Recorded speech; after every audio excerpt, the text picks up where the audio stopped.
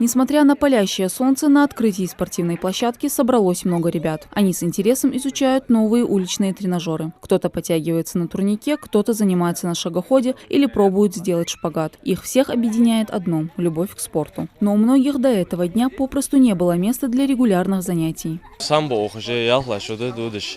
Халқы хало юрт халт рухачы қаны школ ялар. Цегече спорт зали вақ мохтикер тренировки.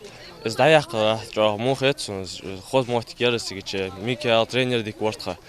Ах оз аштяқ шул ха оз турникиш хамаж я брусаш хами оз хая жоо гол на ахто етханя. Жоо дикет не жада расхал дирячсага. Я занималась гимнастикой 2 года. У меня в школе был учитель, я с ним занималась. После того, как он уволился, то есть она уволилась, я оставила этот спорт. И я сейчас каждый день буду сюда приходить, заниматься на этих тренажерах. Я очень рада, что они сделали. Шагоход, стол для армрестлинга, турники, тренажер для жима ногами, жима от груди и шпагата. Здесь каждый найдет что-то по душе. Идея открытия спортивной площадки в родном селе возникла у Аслана Ивоева. Парень представил проект, который вошел в число победителей на грантовом конкурсе от Росмолодежи на Всероссийском спортивно-туристическом фестивале Open Чечня 2021. Сельское поселение Аль-Юрт достаточно большое количество молодежи, и нет ни одной открытой спортивной площадки в сельском поселении Аль-Юрт. Так как я сам житель данного поселения и 28 лет живу здесь, и у меня была эта проблема, я на себе это ощутил, что отсутствует возможность заниматься спортом. И так и пришла в голову эта идея помочь и молодежи данного поселения. И то, что основная проблема, на которую я делал акцент, это то, что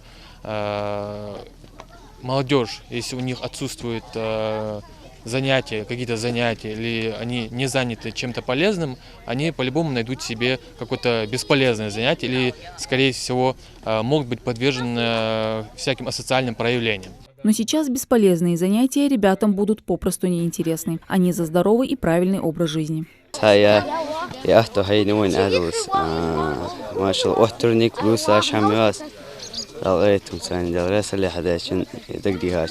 И в честь открытия площадки для подрастающего поколения здесь провели первые соревнования по кроссфиту. В них участвовали 2 группы – от 11 до 13 лет и от 14 до 17. Ребятам необходимо было попасть теннисным мячом в мишень с расстояния 3,5 метров. После подъем гантелей, челночный бег и подтягивание с приседаниями. Каждый из участников старался показать лучшие результаты.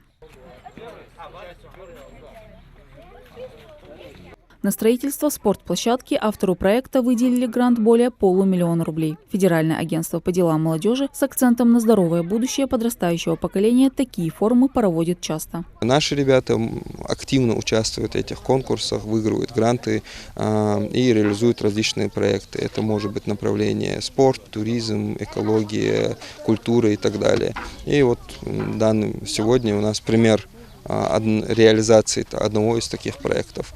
Всего в прошлом году результат нашего региона составлял 31 миллион рублей. То есть наши ребята выезжали на какие-то площадки, участвовали со своим проектом, выигрывали гранты на эту сумму. В этом году уже, учитывая то, что мы можем подвести итоги за полгода, у нас порядка 15 миллионов выигранных средств уже силами нашей молодежи. По окончанию соревнований объявили 3 победителей. Им вручили заслуженные грамоты и кубки. Но никто из ребят не ушел расстроенным. Ведь у них теперь есть место, где они смогут регулярно заниматься спортом и улучшать свои физические данные. Мадина Цора, Сулейман Костоев, Новости 24.